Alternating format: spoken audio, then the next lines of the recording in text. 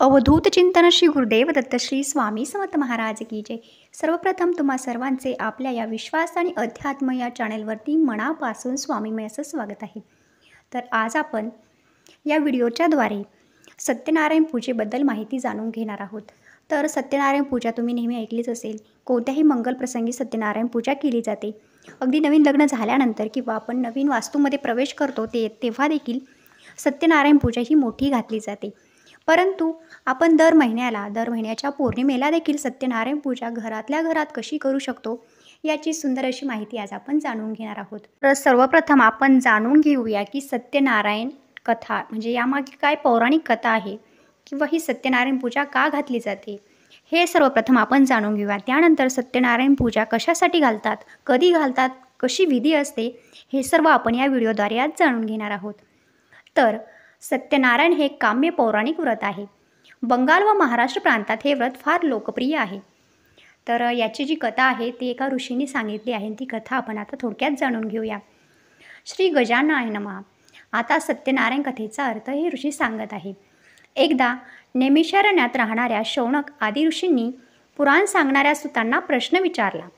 ऋषी विचारतात, हे मुनिश्रेष्ठा, मनातील सर्व फले कोणत्या व्रताने अथवा कोणत्या तपश्चर्येने मिळतात हे ऐकण्याची फार इच्छा आहे, कृपा करून सांगावं। मग सूत सांगतात, मुनी हो, नारदांनी हाच प्रश्न भगवान महाविष्णूंना विचारला होता। त्यावेळी विष्णूंनी नारदांना सांगितले तेच मी तुम्हाला सांगतो, शांत चित्ताने ऐका। एकदा महायोगी नारद मुनी जनतेवर दया करावी अशा बुद्धीने अनेक लोकांत फिरत असता मनुष्य लोकांत आले आणि मनुष्य लोकात आपल्या पूर्वकर्माप्रमाणे अनेक योनींमध्ये जन्म घेऊन अनंत प्रकारची दुःखे सर्व लोक भोगीत आहे असे पाहून कोणत्या साधनेने त्यांची दुःखे नक्की नाहीशी होतील हा विचार करून नारद मुनी वैकुंठात गेले। त्या वैकुंठात 4 हातात शंख, चक्र, गदा व कमळ धारण केलेल्या व पायापर्यंत रोळणारी वनमाळा गळ्यात घातलेल्या स्वच्छ नारायण भगवंताला पाहून त्याची स्तुती करण्यात त्यांनी आरंभ केला। नारद म्हणाले, ज्याचे स्वरूप, वाणी व मन यांना न कळणारे आहे व जो अनंत शक्तिमान आहे, तो उत्पत्ती, मध्य व नाश यांनी रहित आहे, मूळचा निर्गुण आहे व जगाच्या आरंभकाळी तो 3 गुणांचा स्वीकार करतो व जो सर्वांचे मूळ कारण असून भक्तांची दुःखे नाहीशी करतो, त्या नारायणाला माझा नमस्कार असो। नारद मुनींनी केलेली स्तुती ऐकून भगवान विष्णू नारदाजवळ बोलले। भगवान म्हणाले, मुनिवरा, आपण कोणत्या कामासाठी आलात, तुमच्या मनात काय आहे ते मला सांगावे, मी त्याचे समर्पण करून उत्तर देईल असे हे ऋषी मुनी सांगताय। नारद म्हणाले, हे भगवंता, मृत्यू लोकातील सर्व लोक आपण केलेल्या पापकर्माप्रमाणे अनेक योनींमध्ये जन्म घेऊन विविध प्रकारची दुःखे भोगीत आहेत। नारद म्हणाले, हे भगवंता, आपली कृपा जर माझ्यावर असेल तर या सर्व दुःखी लोकांची सर्व दुःखे लहान अशा कोणत्या उपायांनी नाहीशी होतील ते सर्व सांगा, माझी ऐकण्याची ही फार इच्छा आहे।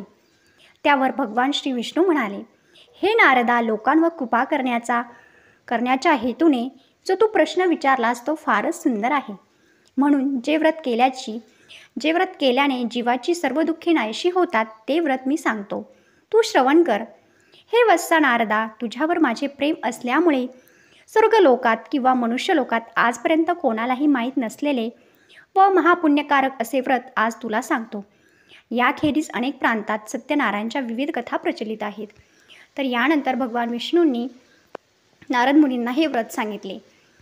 तर कमळावर बसलेल्या नारायणाचे एक चित्र सोबत ठेवत हा विधी केला पाहिजे। तर यामध्ये ही सत्यनारायणची कथा वाचली जाते। तर सत्यनारायण पूजा म्हणजे श्री सत्यनारायण पूजा ही गुजरात, महाराष्ट्र, आसाम, बंगाल, कर्नाटक, आंध्र प्रदेश, तेलंगणा, बिहार, ओडिसा, मणिपूर यासह भारतातील बऱ्याच भागांमध्ये लोकप्रिय प्रथा आहे।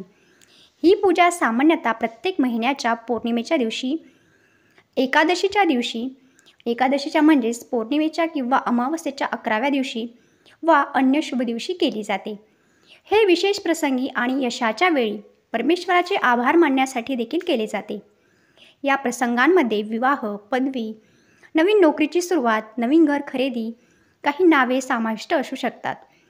सत्यनारायण पूजा कोणत्याही कारणास्तव कोणत्याही दिवशी केली जाऊ शकते। ही पूजा कोणत्याही उत्सवापुरती मर्यादित नसून पौर्णिमा म्हणजे पौर्णिमेचा दिवस विशेष म्हणजे यासाठी मानला जातो, अतिशय शुभ मानला जातो. संध्याकाळी ही पूजा करणे अतिशय योग्य मानले जाते, तथापि एखादी व्यक्ती सकाळी देखील ही पूजा करू शकते. तर आता आपण जाणून घेत आहोत की सत्यनारायण पूजा ही कशी करावी, कशी केली जाते, यासाठी काय काय साहित्य लागतात, हे सर्व आता आपण जाणून घेत आहोत. श्री गुरुदेव दत्त श्री स्वामी समर्थ. तर सत्यनारायण पूजा कशी करावी याबाबत आपण आता माहिती जाणून घेत आहोत. कशासाठी केली जाते ते सर्वप्रथम जाणून घेऊया. आर्थिक परिस्थिती सुधारण्यासाठी एक उत्कृष्ट उपाय म्हणजे श्री सत्यनारायण पूजा. सतत जर 12 पौर्णिमा सत्यनारायण पूजा घरच्या घरी केली तर आपल्याला आर्थिक अडचणीपासून बहुतांश प्रमाणात मुक्ती मिळते आणि आपले आर्थिक प्रश्न सुटतात. पण यामध्ये सातत्य असणे गरजेचे आहे. सातत्य म्हणजेच कंटिन्युटी असणे गरजेचं आहे. सत्यनारायण भगवान हे आपल्याला आर्थिक पाठबळ देत असतात व आपले दारिद्र्य दूर करत असतात. दूर करून ते आपल्याला आर्थिक मजबूत बनवत असतात. तर आता जाणून घेऊया की सत्यनारायणची पूजा ही कशा पद्धतीने केली जाऊ शकते. सर्वप्रथम जाणून घेऊया की यासाठी काय काय साहित्य लागेल. तर यासाठी आपल्याला एक पाट, एक चौरंग, आंब्याची 4 डहाळे, अर्धा मीटर सफेद कापड, तांदूळ, गहू, नागवेलीची 12 पाने, सुपारी 3, 2 तांब्याची भांडे आणि एक सत्यनारायणचा फोटो. त्याचबरोबर नैवेद्यासाठी आपल्याला रव्याचा शिरा म्हणजे जो प्रसादासाठी आपण शिरा बनवताना तो शिरा आणि खडीसाखर. तर हे साहित्य आपल्याला सत्यनारायण पूजा घरच्या घरी करायची असल्यास त्यासाठी लागतं. तर आता पूजेची मांडणी कशी करायची. तर एक पाट आणि एक चौरंग मांडायचा. त्या पाटावरती पूजेचे साहित्य ठेवायचे. चौरंगाभोवती आंब्याची 4 डहाळे 4 पायांना बांधायची. म्हणजे चौरंगाला जी 4 पाय असतात ना, तर प्रत्येक पायाला एक डहाळा, अशाप्रमाणे 4ही पायांना ती 4 डहाळे बांधायची. त्यानंतर चौरंगावरती अर्धा मीटर जे पांढरे कापड आपण घेतलंय ते पसरवायचं. त्यावरती श्री सत्यनारायणचा फोटो ठेवायचा. पूजा करून घ्यायची. त्या कपडावरती मध्यभागी गहू मूठ म्हणजे गव्हाची मूठ खाली टाकायची आणि त्यावरती तांब्याचा कलश पाणी भरून ठेवायचा. तर त्या कलशामध्ये 5 नागवेलीची पाने साईडला मांडायची.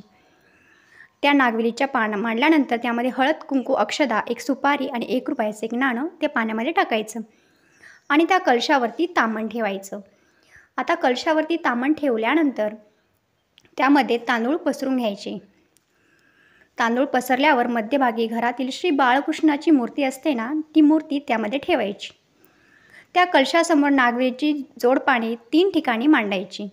म्हणजे जोडपाने म्हणजे एकाला एक जोडून अशी 3 ठिकाणी ती पाने ठेवायची आणि जोडपानावरती 1 सुपारी ठेवायची. त्या 3 सुपाऱ्या आपण घेतल्यात ना, त्यातली 1 सुपारी त्या जोडपानावरती ठेवायची. आपल्या उजव्या हाताची पहिली सुपारी गणपतीची, दुसरी कुलदेवतेची, तिसरी वरुण देवतेची, अशा प्रकारे असं समजून त्या 3 सुपाऱ्या आपण तिथे ठेवायच्या आहे. तर अशा प्रकारे आपण ही मांडणी करून घ्यायची आणि पंचोपचारी पूजा करायची. प्रत्येक सुपारीसमोर वाटीत खडीसाखर नैवेद्य म्हणून ठेवायचा. नंतर रव्याचा प्रसाद नैवेद्य म्हणून श्री बाळकृष्ण मूर्तीला दाखवून चौरंगावरती ठेवायचा. त्यानंतर अशा प्रकारे ही सुंदर अशी मांडणी आपण करून घ्यायची आहे. त्यानंतर एक सत्यनारायणची पोथी असते, छोटीशी पोथी मिळते. ती पोथी आपण आणायची आहे आणि ती पोथी आपण ही पूजा मांडून झाल्यानंतर पूर्ण वाचून घ्यायची आहे. तर ही पूर्ण वाचून झाल्यानंतर पूर्ण अन्नाचा आपण नैवेद्य दाखवायचा आहे. नैवेद्य दाखवल्यानंतर आपल्याला जर सत्यनारायणाची आरती माहीत असेल तर ती आरती करायची आहे. जर ही आरती आपल्याला येत नसेल तर दत्तप्रभूंची आरती देखील तुम्ही करून घ्यायची आहे. आणि जो प्रसाद आहे तो कुटुंबातील सदस्यांना सगळ्यांना वाटायचा आहे. तो फक्त कुटुंबातील सदस्यांनीच खायचा आहे, इतर कोणालाही द्यायचा नाही. तर दुसऱ्या दिवशी आता ही पूजा आपण आदल्या दिवशी करणार. पौर्णिमेच्या दिवशी आपण ही पूजा करणार. तर दुसऱ्या दिवशी सकाळी नित्य देवपूजा करताना श्री बाळकृष्ण मूर्ती काढून घ्यायची. जी आपण त्या ताम्हणात ठेवलेली आहे तांदळामध्ये, ती मूर्ती काढून घ्यायची आणि त्यांची पूजा करून देवघरात ठेवायची. त्यानंतर सत्यनारायण पूजेवरती अक्षदा वाहून पूजा उतरवून घ्यायची व पूजेतील उरलेले गहू तांदूळ, जे आपण गहू तांदूळ खाली पसरवले आहेत, ते गहू तांदूळ रोजच्या वापरातील धान्यात टाकायचे. याने काय होतं, आपल्या घरामध्ये सतत धान्याची समृद्धी राहते, आपल्याला अन्नधान्याची कमी पडत नाही. तर ते तांदूळ त्यामध्ये मिक्स करायचे आहे, गहू पण त्यामध्ये मिक्स करायचे आहे. आणि सत्यनारायण पूजा ही प्रदोष कालावधीतच करावी. तर अशा प्रकारे घरातल्या घरात अतिशय सोप्या पद्धतीने आपण ही सत्यनारायण पूजा दर पौर्णिमेला करू शकतो.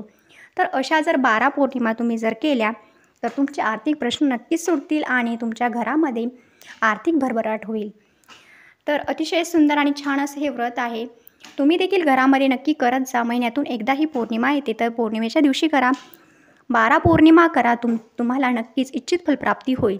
आजचा व्हिडिओ मी इथेच संपवते. पुन्हा आपण भेटूयात सुंदर छान अशा माहितीसोबत किंवा छान अशा अनुभवासोबत. तोपर्यंत तुम्ही सर्वांनी काळजी घ्या, आनंदात राहा. श्री स्वामी समर्थ, श्री स्वामी समर्थ, श्री स्वामी समर्थ.